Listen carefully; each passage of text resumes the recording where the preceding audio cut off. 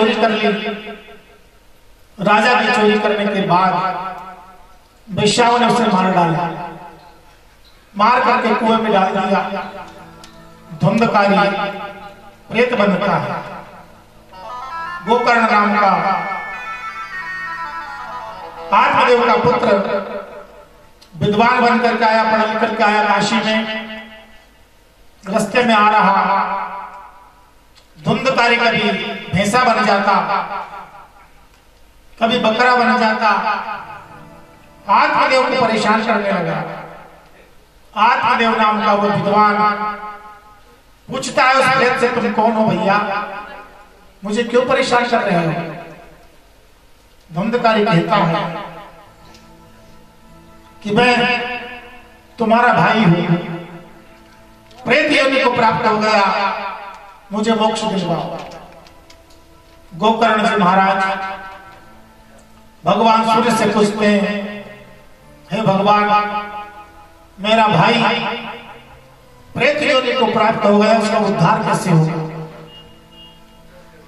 भगवान सूर्य ने कहा, गोकर्ण, भागवत सप्ताह की कथा इसे सुनाओ। भागवत पुराण की कथा सुनाने से तुम्हारा भाई प्रेत योनि से मुक्त हो जाएगा। गोकर्ण जी महाराज ने भागवत का आयोजन रखा, सब तो निमंत्रण दिए, परिवार को इकट्ठा किया, रिश्तेदारों को इकट्ठा किया, एक 7 फेरी का बांस लगाया, कथा सुनाने लगे। धुंधकारी नाम का प्रेत बनकर सूक्ष्म आत्मा बांस में आकर बैठ गया। 7 दिन तक उसने कथा सुनी, एक एक बांस की फेरी फिरती गई। 7वें दिन विमान आए, धुंधकारी की आत्मा विमान पर आरूढ़ हुई और बैकुंठ की ओर धुंधकारी गमन कर गया। गोविंद भगवान की। श्रोता सभी थे। श्रोताओं ने प्रश्न किया गोकर्ण जी से कि महाराज, तुम्हारे भाई को मोक्ष मिल गया, लेकिन अब सबने भी कथा सुनी है, हमें क्या मिला? तो गोकर्ण जी ने कहा था, सज्जनों, जो व्यक्ति जिस भाव से कथा को सुनता है, परमात्मा उसे वैसा ही फल प्रदान करते हैं। मन की जो भावना है, अगर किसी के धन की इच्छा है, किसी के पुत्र की इच्छा है, किसी के परिवार की इच्छा है, किसी के जमीन की इच्छा है, जो जिस भाव को लेकर, भावो ही विकते देवा, भगवान भाव में निवास करते हैं। जिस भाव से जो भगवान को भजता है, भगवान उसी भाव से उसके मनोकामना को पूर्ण करते हैं। रामचरितमानस प्रमाण है कि जाती रही भावना जैसी,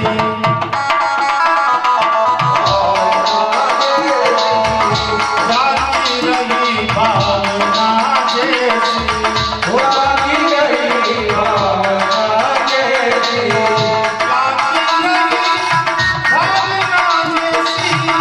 जाती रही भावना जैसी, जाती रही भावना जैसी,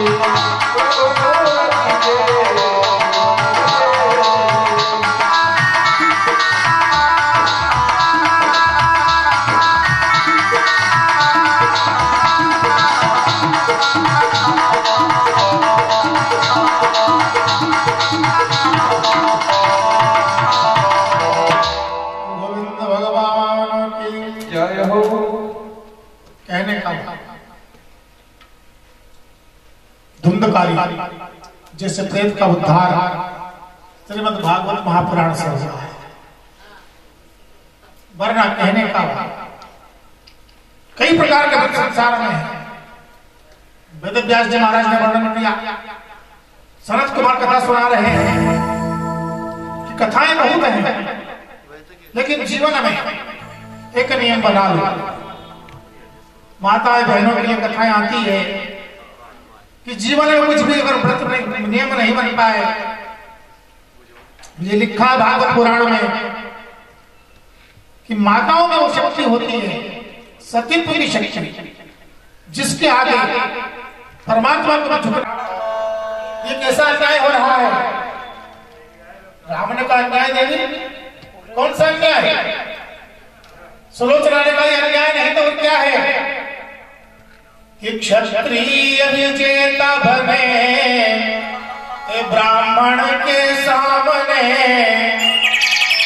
सुलोचना ने कहा राम, आज तक किसी ब्राह्मण को क्षत्रिय ने नहीं हराया, क्योंकि क्षत्रियों ने तो ब्राह्मण के चरण पूजे हैं, लेकिन ये उल्टा हो रहा है कि क्षत्रिय विजेता बने ब्राह्मण के सामने, ओ विश्व ये कहेगा पक्षपात किया राम ने।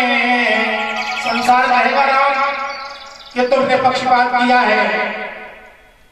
देख कर धरा तो आज सिंधु क्षुब्ध हो पड़े, ओ कोटि कोटि अश्रु बिंदुओं से राम रो पड़े। भगवान राम की आंखों से आंसू झलक पड़े। भगवान राम ने कहा देवी जल रहा है। भगवान राम कहते हैं देवी सुलोचना सुनो कि एक तरफ योग है, दूसरा भोग है, तो तुम्हें क्या बताऊं देवी बनाए संजोग है। एक तरफ तो योगी है और एक तरफ भोगी है। योगी के आगे भोगी को हारना पड़ता है, इसीलिए आज क्षत्रिय जीत गया और रावण नाम का ब्राह्मण हार गया। गोविंद भगवान की। संत कहते हैं किसी भी रूप में परमात्मा तो आते हैं, लेकिन हमें आवाज देना पड़ेगी। एक संत ने लिखा है, कबीरदास जी कहते हैं कि बन जा जो साथी रे गोविंद हमारा, बन जा जो रे साथी, बन जा जो साथी रे गोविंद हमारा, बन जा जो साथी।